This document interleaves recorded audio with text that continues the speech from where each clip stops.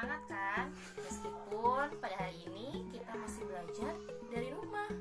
Nah, pada kesempatan kali ini kita akan belajar untuk mengidentifikasi tokoh-tokoh cerita yang ada pada suatu cerita fiksi.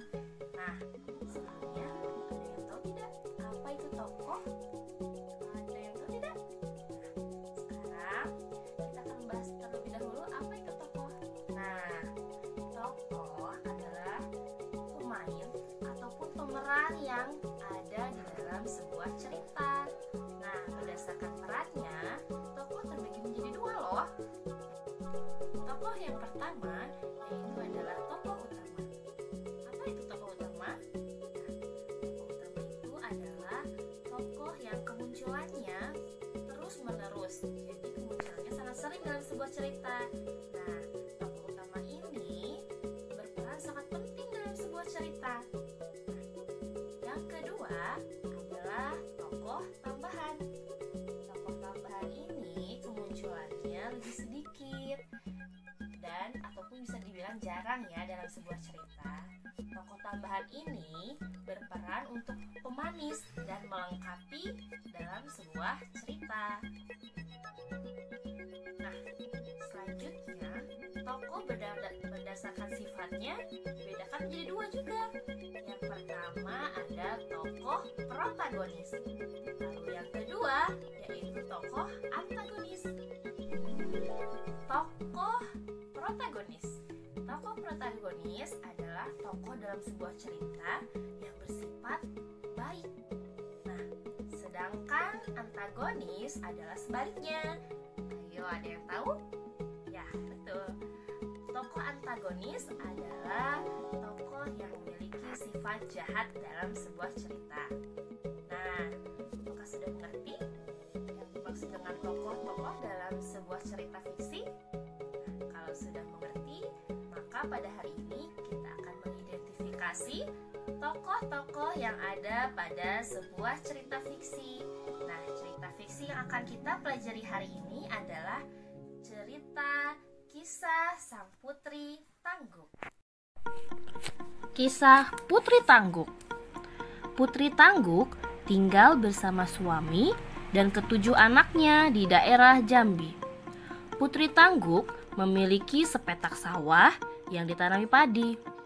Anehnya, setiap selesai panen, padinya selalu muncul dan siap untuk dipanen kembali.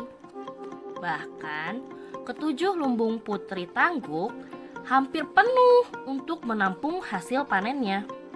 Saat panen terakhir, Putri Tangguk mengajak suami dan semua anaknya untuk pergi ke sawah. Mereka memasukkan hasil panen ke dalam gerobak.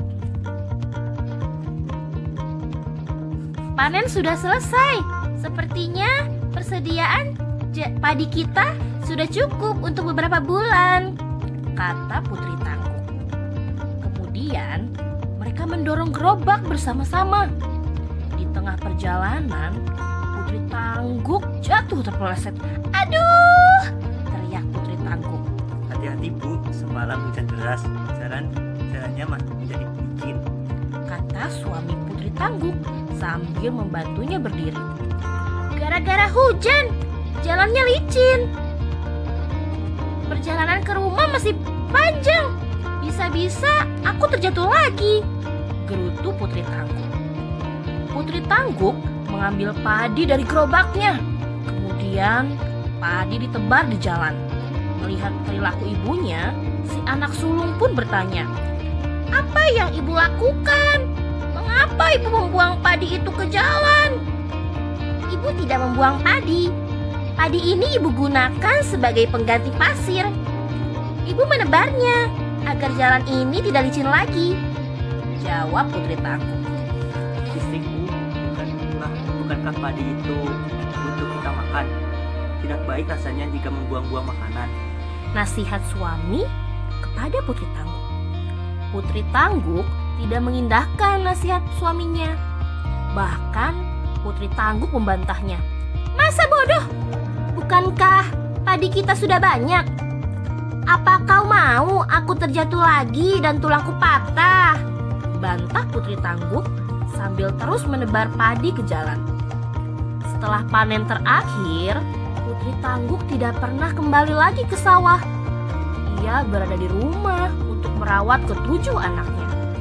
Suatu malam, anak bungsu Putri Tangguk merengek karena ia merasa lapar. Akhirnya, Putri Tangguk ke dapur untuk mengambil nasi. Alangkah terkejutnya ketika ia mendapat pancinya kosong. "Mengapa panci ini kosong? Bukankah tadi masih tersisa sedikit nasi?" tanya Putri.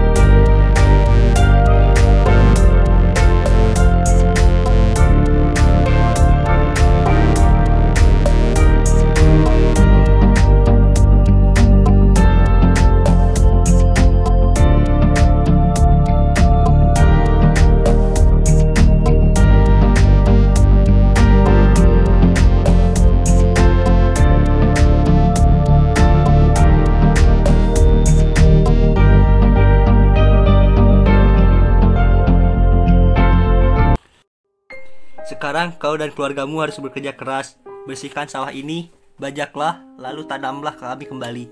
Setelah 3 bulan, barulah kalian dapat memanen kami kembali. Ketika Putri Tangguk ingin menjawab, ia tersentak karena ia terbangun dari tidurnya. Putri Tangguk pun kembali pulang. Kemudian ia menceritakan mimpinya kepada suaminya. Keesokan harinya, keluarga Putri Tangguk bergotong royong membersihkan sawah dan menanam padi kembali. Ia dan keluarganya merawat sawah dan menjaga padinya dengan baik. Mereka menunggu dengan sabar hingga padi yang mereka tanam siap dipanen. Putri Tangguk juga berjanji tidak akan menyia-nyiakan sebutir padi pun hasil panen dari sawahnya.